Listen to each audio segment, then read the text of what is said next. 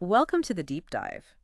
You sent us Simon Sinek's TED Talk transcript, How Great Leaders Inspire Action. Yep, that's the one. And that's exactly what we're going to do for you now. Dive deep. Our mission, really, is to pull out the core of why some leaders, some organizations just captivate us. While others kind of fall flat, right? Exactly. We're hunting for those insights that might spark something new for you, whatever you happen to be working on. And what jumps out, right off the bat is cynics of big idea, the golden circle. Right. Seems simple, why, how, what, but it really flips how we usually think about talking to people, about communicating. How so? Well, he argues the inspiring leaders, the really effective ones, they start from the inside. They start with why and then move out to how and what. It's the opposite of how most operate. Okay, let's dig into that why then. Cynic's pretty clear it's not about the money, is it? Profit's not the point. No, not the point. Profit's a result, he says. It happens because of the why. The why is that deeper thing, your purpose, your cause, your core belief. The reason you get out of bed in the morning, basically. Exactly. It answers that fundamental question.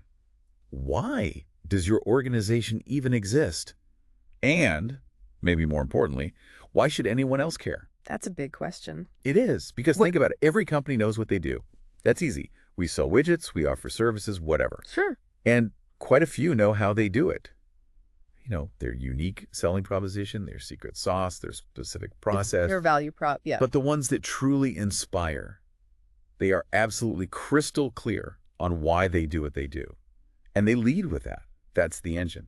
Okay, so let's contrast that. Most communication, Sinek says, is outside in. Right, outside in. It's the, here's what we do, here's how we're different or better, so please buy our stuff or vote for us. We've all heard that pitch a million times. The law firm talking about its great lawyers, the car company listing features. Fuel efficiency, leather seats, blah, blah, blah. It's all very functional, very rational. But not very inspiring. Precisely. That approach, it talks to the logical brain. Features, benefits, it makes sense on paper, maybe, but it doesn't often ignite anything, doesn't tap into real motivation. Which brings us to Apple. They're kind of the star example in his talk, aren't they? Oh, definitely.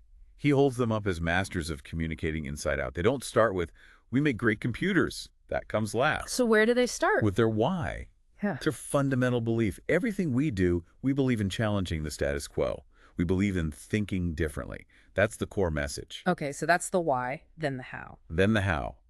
The way we challenge the status quo is by making our products beautifully designed, simple to use, user-friendly. Got it. And then the what? And finally, the what's. We just happen to make great computers. Want to buy one? See the difference. Yeah, it feels completely different. It's not just a sales pitch. It's an invitation to join a tribe, almost. By starting with that core belief, Apple attracts people who resonate with that worldview. It's less about the transaction.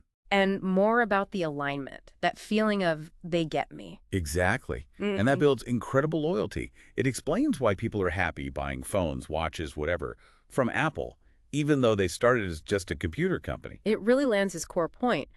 People don't buy what you do, they buy why you do it. You're buying into the Apple philosophy. And think about the contrast he draws with, say, Dell or Gateway back in the day. Right, they tried selling MP3 players and TVs. Yeah, they absolutely could make them. They had the manufacturing, the distribution, but it didn't really work, did it? Not like Apple. People didn't flock to buy a Dell MP3 player. Because what was Dell's why for making an MP3 player? It wasn't clear. It didn't connect emotionally. People saw them as a computer company focused on efficiency, maybe, not as innovators challenging the music industry. So the insight for our listener is you don't need everyone. You need the people who believe what you believe. That's the goal. Finding that shared belief creates a much, much stronger bond than just meeting a functional need. Okay, this is where it gets even more interesting for me. Sinek connects this golden circle thing to our brains, to biology. Yeah, he does. It's a simplified model, of course, but he maps the circles onto brain structures. The what, the facts, figures, features that corresponds to the neocortex. Our newest brain part, the rational, analytical bit, language lives there. Right, but the why and the how, the purpose, the execution, the feeling, those connect more with the limbic systems. The older parts of the brain, responsible for feelings, trust, loyalty. And decision-making. Critically, the limbic brain drives behavior, but it doesn't have the capacity for language. Whoa. Okay, unpack that. So if you communicate outside in what, how, why you're talking to the language part, the neocortex. People understand the facts, the features, It makes logical sense. but it doesn't necessarily drive behavior deep down. When you communicate inside out, why, how, what, you're talking directly to the limbic brain. The decision-making center. Exactly. You're hitting the feelings, the trust, the loyalty. Yeah. That's why Sinek says it leads to gut decisions. Ah, so that feeling when all the data says yes, but something just feels off. That could be your limbic brain waving a flag. It feels something inconsistent, but it can't articulate why in language because that's not its job. That makes so much sense. So if you don't even know your own why, how can you possibly expect to connect with someone else's decision-making gut? It's going to be an uphill battle, right? Yeah. If people respond to the why and you can't articulate yours, inspiring real action, real loyalty, it's tough. Think about hiring, too. Oh, absolutely. Sinek makes that point. Hire someone just for their skills, what they do, and they'll work for your money. But hire someone who believes what you believe, who connects with your why, and they'll work with you with blood, sweat, and tears, passion, dedication. That's a huge difference. Which leads us nicely into that story he tells the Wright brothers versus Samuel Pierpont Langley. Yeah, it's a fantastic illustration. Langley, on paper, he had everything. Everything. $50,000 from the War Department, that was huge money then. Harvard connection, Smithsonian backing. Top minds on his team, incredible press coverage, the New York Times following his every move. He looked like a total sure bet. The guy destined to crack powered flight. You'd think so. But we remember the Wright brothers, don't we? We do, and they had, well, pretty much none of that. Right. Working out of their bicycle shop in Dayton, Ohio, funding it themselves. No college degrees on the core team, zero media hype. Total underdogs by any conventional measure. But what was their driving force? What was their why? They believed that if they could figure out controlled flight, it would change the course of the world. It was this huge driving belief. It wasn't just about building a flying machine. It was about the impact. Now contrast that with Langley, what seemed to be his primary motivation. Well, Sinek suggests it was more about the fame, the wealth, the prestige of being first, more focused on the outcome for himself, the what. And you see that reflected in how they worked, right? The Wright brothers team, the people drawn to them, they endured crash after crash. They were clearly fueled by that shared belief, that shared why. It wasn't just a job for them. No way. And think about this. December 17th, 1903. They make the first successful flights. Who was there? Pretty much nobody, right? Just a few locals. Exactly. They didn't do it for the cameras or the headlines. They did it because they believed they could and should. Their why was internal. And Langley, what did he do when he heard the Wrights had flown? He quit. Basically, the day they succeeded, he gave up. Wow. Which really suggests, doesn't it, that his why was about being first, about the glory. If it was truly about the dream of human flight, you'd think he'd be thrilled, maybe even try to build on their success. But no, he was out.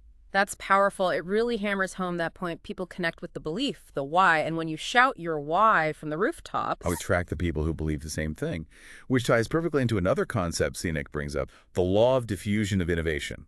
Okay, break that down for us. Sounds a bit academic, but it seems important here. It's actually really practical. It describes how new ideas or products spread through a population over time. You've probably seen the curve. The bell curve with different adopter groups. That's the one. It starts with the innovators' tiny group, maybe 2.5%.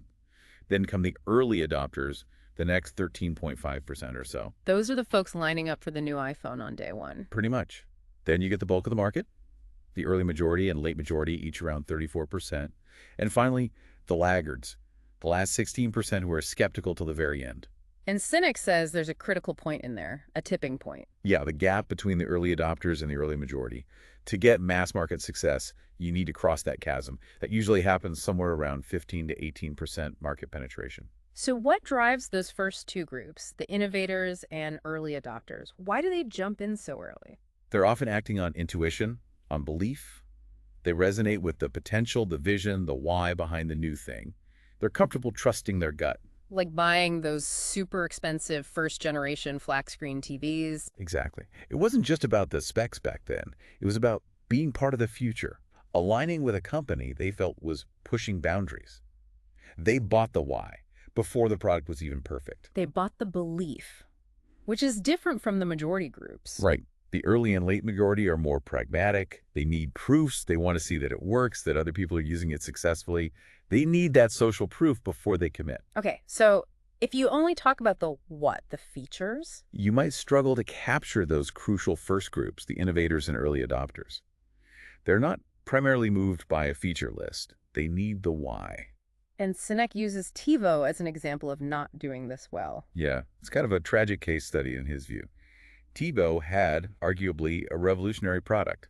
Pause live TV. Skip commercial. Sounds amazing. They had funding, right? Good market timing. Everything seemed aligned.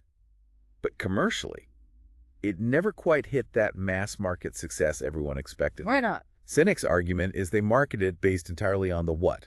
They listed the features. Here's what TiVo does. But they never successfully articulated a compelling why. What fundamental belief or desire did TiVo tap into? Who are they championing? It wasn't clear. So they didn't give those early adopters a reason to believe beyond the tech specs. That seems to be the argument. He contrasts it with a hypothetical why. If you're the kind of person who likes to have total control over every aspect of your life, boy, do we have a product for you. See? That starts with a belief. Yeah, that feels different. It connects to an identity. Exactly. And TiVo just didn't quite make that connection for enough people early on. Okay, now let's switch gears dramatically. Martin Luther King Jr. and the Civil Rights Movement. How does that fit the Golden Circle? Well, think about the March on Washington in 1963. 250,000 people showed up. Incredible. And this was pre-internet, pre-mass email. Exactly. No evites, no Facebook events. How did all those people know to come? How did they get there? Good question. Sinek points out King wasn't the only great orator back then, right? Not by a long shot. And sadly, he wasn't the only person suffering or witnessing profound injustice. So what made his message resonate so powerfully? His why. Absolutely. His genius, Sinek argues, was in consistently communicating what he believed. He didn't just go around listing problems, though he did that too. He didn't just present a 10-point plan, though plans were necessary. He started with the belief. Yes, over and over again. I believe. I believe. I believe. He talked about his dream for America. And people who shared that fundamental belief, that dream. They were drawn to it. They made his cause their own cause. They told their friends. They organized carpools. They showed up. It spread organically, person to person, based on that shared belief. And it wasn't just about MLK himself. No. He says those 250,000 people didn't show up for Dr. King. They showed up for themselves. They showed up for what they believed about America, about justice, about equality. And it crossed racial lines too, right? A significant number were white attendees. About 25%, yeah. Which underscores the point. A powerful why can transcend demographics and unite people around a shared conviction. King's core belief in a higher moral law, in just versus unjust laws, that was the why. The movement was the how and what. It makes sense. Think about his most famous speech, I have a dream. Exactly, not I have a plan. It was about the belief, the vision. Politicians often give us plans, the what and how. Great leaders give us the why. This really clarifies that distinction Sinek makes between just being a leader positionally Like having the title, the authority. and actually leading, inspiring people to follow. Right. He draws a sharp line. There are those who lead because they hold power, and then there are those who lead. And who are those who lead? They're the ones who inspire us. We follow them not because we have to, but because we want to. Because Yeah. we're drawn to their vision, their purpose. We connect with their why. It always comes back to that, doesn't it?